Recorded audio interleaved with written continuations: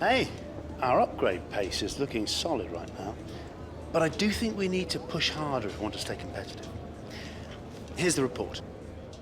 What's up guys, and welcome back to a brand new episode of my F1 2017 career mode, and we are here for the Japanese Grand Prix, round number 16 of the season. You can see on screen right now, Chris letting us know about the development comparison with obviously other teams around us, and the story of the season really, how close Mercedes, Red Bull and Force India have been all season. But first of all guys, if you did miss the last episode, I do urge you to check it out. It was a really enjoyable race, and a pretty spectacular one with a photo finish involved, so I do urge you to go check it out using the card annotation in the top right hand corner of your screen. But we're here for Japan, round number 16 at Suzuka, one of the best tracks on the calendar, and with these current generation F1 cars, it is an absolutely incredible track to drive, and one that if you get a lap hooked up in the dry, it's absolutely fantastic. So I'm looking forward to it.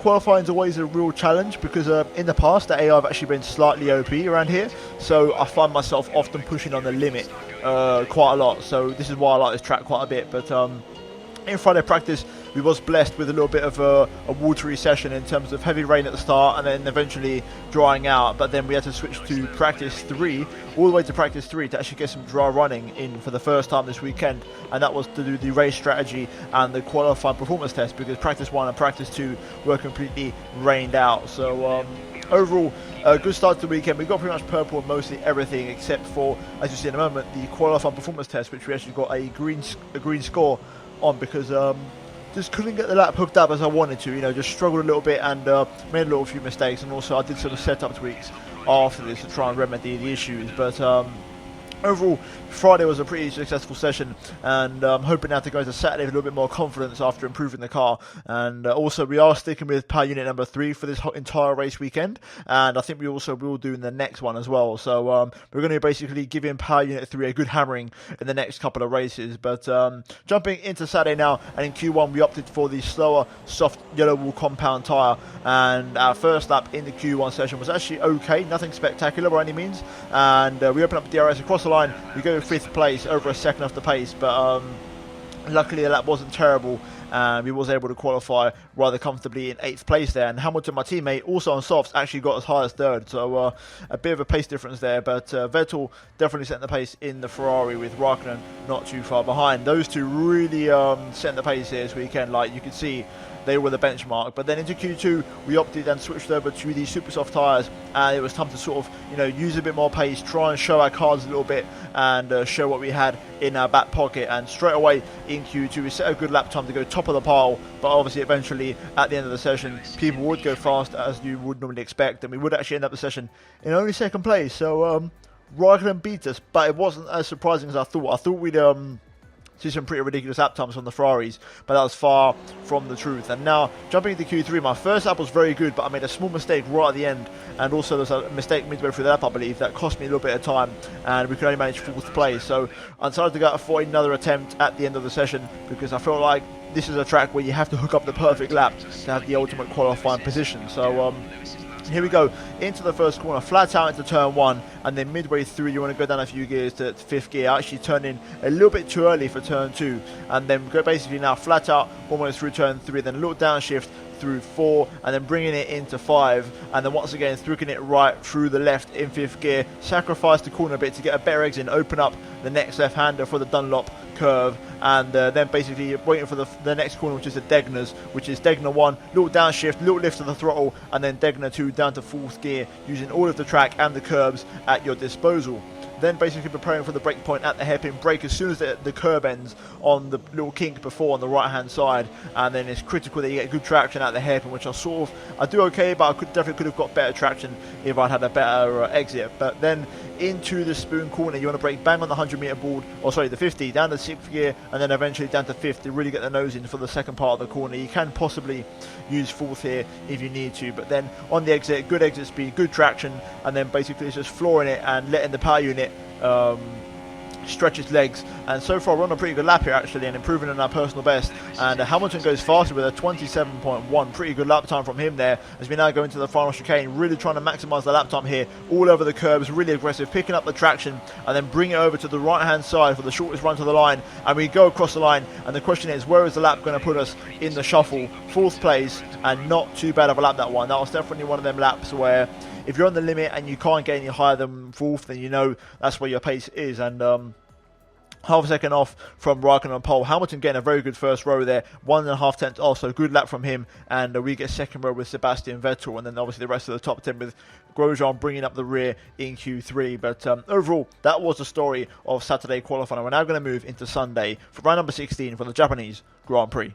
Right, so here we are then on the grid for the Japanese Grand Prix, 4th place after a pretty decent qualifying, and overall the car felt very good, but obviously you would have noticed that the Ferraris and Hamilton had a little bit more pace. To be honest with you, it was one of them ones where I don't feel disappointed, because we actually hooked up pretty much a perfect lap. I mean, there was like minor things I could have changed, but I still think I would have been P4. So when you know you've pushed to your limit and the 4th is the best you can do, that's when you know you're in for a tricky race when it comes to overall race pace. So I'm keeping that in mind for today, and it's going to be very hard to try and get a podium. I'm going to try my hardest to try and get a result, but it's going to be a proper challenge. And for today's race, no rain expected, so fully dry throughout the entirety of the session. But in terms of the race strategy, you can see we're going to start on these super softs, obviously, and then run 2 soft stints. So we'll see how that one goes. I might switch to a medium, or maybe run another super soft. It all depends on overall tyre wear. So I feel like we might be able to get a bit more tyre life out of those stints. So we'll see how it pans out and see how the performance of the car is around this circuit. Also, I've overfueled by 1 lap as well, just for precaution, and also so I can have the ability to push whenever I feel necessary. But other than that, we're going to jump straight into the race now, and hopefully we can have a very good Japanese Grand Prix.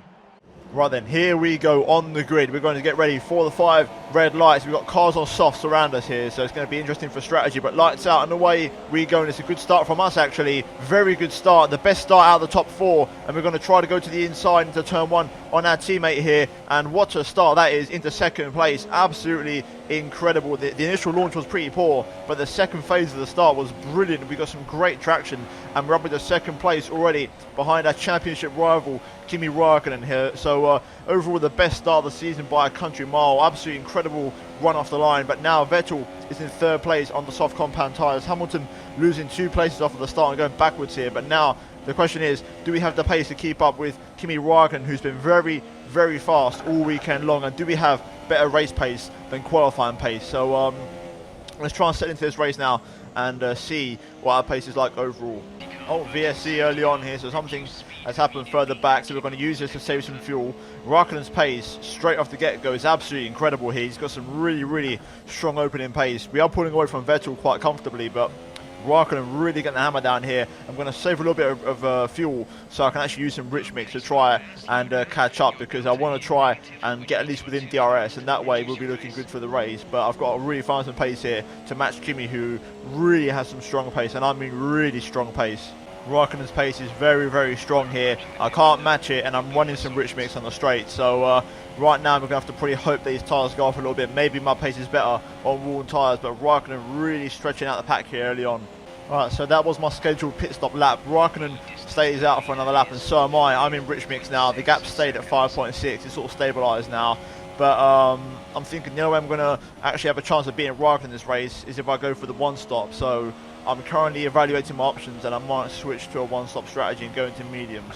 Okay, once again, Raikkonen stays out. At the moment, I'm a little bit concerned.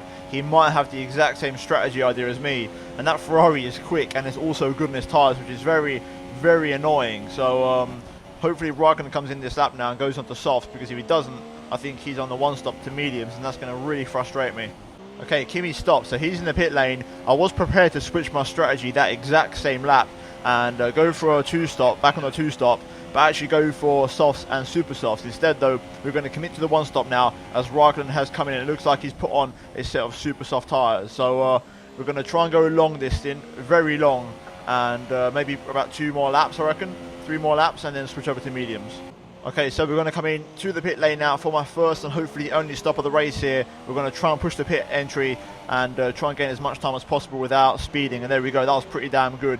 And we're going to come in for a set of mediums and hopefully have a nice quick stop. Unfortunately, Hamilton's coming in behind me. He's had all them laps to come in and he's going in now, which is very unfortunate. But Hamilton's going on to super soft, so he's still committing to a two-stop strategy, which is very odd. He had all those laps to pit. For some reason, though, he stayed out as long as he did on those tyres. Meanwhile, Raikkonen on super softs, pumping in the fastest lap of the Grand Prix. But now we're going to be going to the end on these mediums. We are going to rejoin, unfortunately, in a little bit of traffic in the form of Felipe Massa, but that's not too bad. There's only 2 cars of traffic, so that's not too bad. So we're going to try and get past Massa fairly swiftly and then try and push on this tyre, whilst also, you know, keeping it in good condition to go to the end. And straight away I can notice the difference in grip compared to that super soft, which was really starting to wear around 50-60%. I think it's above 60 now, so that tyre was definitely shot to pieces. But now we're behind Felipe Massa, and I think if everything goes well, it's going to be a move into the hairpin, and it's going to be a bit of a tribute to Kamui Kobayashi here. So there we go, good exit out of there. I think we're close enough for a little lunge here into the hairpin. So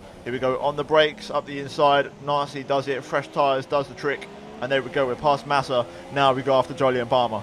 Okay, I'm dipping into the Rich Mix reserves here to really gain on Palmer in the straight line. And look how much we're gaining on the Renault here. Through 130R, so close, it's going to be a dive. You know it's going to happen. And we're going to go up the inside of Palmer here, stick my nose in and sort of barge my way through. Look at the difference in grip I've got. And there we go, we've flown past Palmer and we've got DRS in the process. And luckily, he was coming into the pit lane, so we managed to dodge Palmer. But now we've got Ricciardo in the pit lane, also on medium, so he's going for the one stop. So now we're behind Max Verstappen and up into P3. But obviously, you could say if Raikkonen stops again, which he will, we're in a net P1. So things are looking very good at the moment.